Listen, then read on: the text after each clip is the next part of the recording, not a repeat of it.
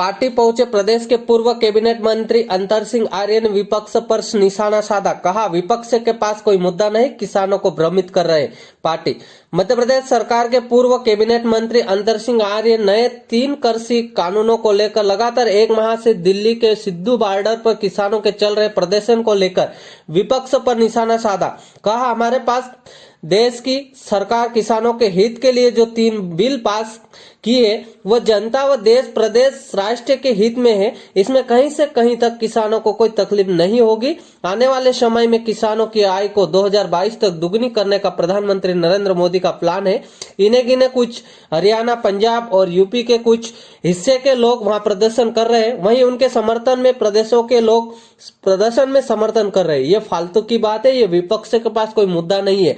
सब इकट्ठे होकर हमारे किसानों को भ्रमित कर रहे हैं। ये कानून किसानों के हित के लिए है, इससे किसानों को हानि नहीं बल्कि फायदा होगा। दिल्ली में कई दिनों से किसान आंदोलन चल रहा है, सरकार आज तक कोई कदम नहीं उठा रही। केंद्र देखिए, सरकार, हमारे देश के प्रधानमंत्री लगातार 6 साल से किसान के हित में, जनता के हित में, प्रदेश और देश के हित में, राष्ट्र के हित में अनेकों निर्णय लिए हैं। जो किसान के जो 3 बिल जो विधानसभा लोकसभा में लाकर जो पास किया है, इससे किसानों को पूरा अधिकार दिया गया है। इसमें कहीं से कहीं तक किसानों को कोई तकलीफ नहीं है। आने वाले समय में किसान की आय को 2022 तक दुगनी करने का माननीय प्रधानमंत्री जी का प्लान है। इन्हें गिने पंजाब और हरियाणा और कुछ यूपी का कुछ हिस्से के कुछ लोग, इन्हें गिने लोग वहाँ पर प्रदर्शन कर रहे हैं और उसके समर्थन में भी हजारों लोग हर प्रदेशों के अंदर मांग प्रदर्शन का समर्थन में प्रदर्शन कर रहे हैं। ये फालतू बातें हैं। ये विपक्ष के पास कोई मुद्दा नहीं है। सब इकट्ठे होके हमारे किसानों को भ्रमित कर रहे हैं। ये 3 कानून सही है या क्या है किसानों के लिए? अरे देखिए, पहले जब किसानों को मंडी के सिवाय उनकी फसल वो बेच नहीं सकते थे, भारत सरकार ने माननीय प्रधानमंत्री जी अधिकार दिया है कि जहां पर भी किसान को अच्छे दाम मिलेंगे, चाहे देश के किसी कोने में ले जाए और विश्व में भी कहीं पर भी ले जाकर अपने माल को बेच सकता है, 2 पैसा उसको ज़्यादा मिलेगा। इसमें हानि नुकसान का कोई सवाल ही नहीं उठता। ठीक। मध्य प्रदेश राजस्व अधिकारी संघ के आह्वान पर पार्टी तहसीलदार व नायब तहसीलदार अनिश्चितकालीन हड़ताल पर रहे। पार्टी प्रदेश के राजस्व अधिकारी क प्रसाद सेवा संघ के लेटर पैड की सूचना पर पार्टी में तहसीलदार व नायब तहसीलदार अनिश्चितकालीन हड़ताल पर रहे, जिसकी सूचना संघ द्वारा तहसीलदारों को संघ के लेटर पैड से मिली।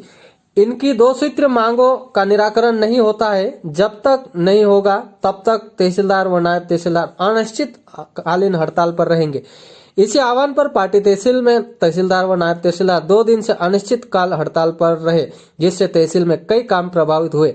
वहीं ग्रामीणों को हड़ताल की सूचना नहीं होने से तहसील के चक्कर लगाते रहे। जैसे ही सूचना मिली, खाली हाथ अपने घर वापस लौटते नजर आए।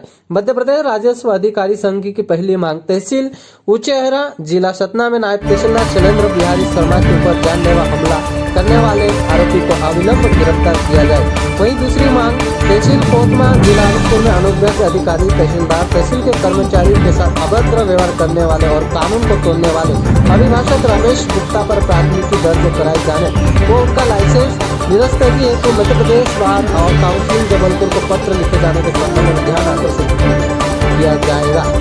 इन दोनों मांगों को लेकर तहसील स्तर प्रदेश राजस्व अधिकारी अनिश्चितकालीन हड़ताल पर रहे।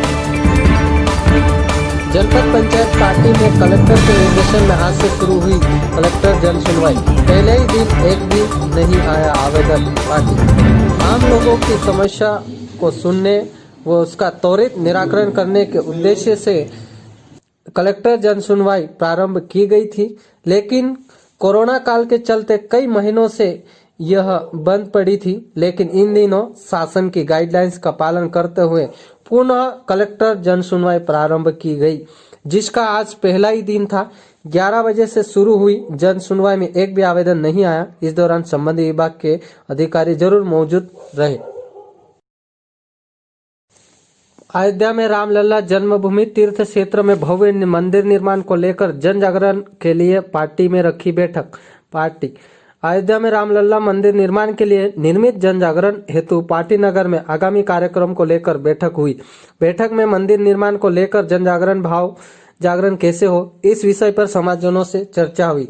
जागरण अभियान में 30 दिसंबर को राम धुन की कीर्तन यात्रा निकालने पर सहमति बनी। यात्रा में नगर की महिलाएं, पुरुष और बच्चे सभी सम्मिलित होंगे और संभवत हो तो राम दरबार की झांकी भी बनाने की योजना तैयार की गई। रामधनु यात्रा झांझ, मंजीरे, ढोलक, ढपली, घंटी आदि के साथ राम मंदिर से प्रारंभ होकर बोकराटा रोड तक यात्रा तय की गई और लौटते समय इस अभियान के तहत कार्यालय का शुभारंभ भी किया जाएगा, जिसकी योजना भी तैयार की गई।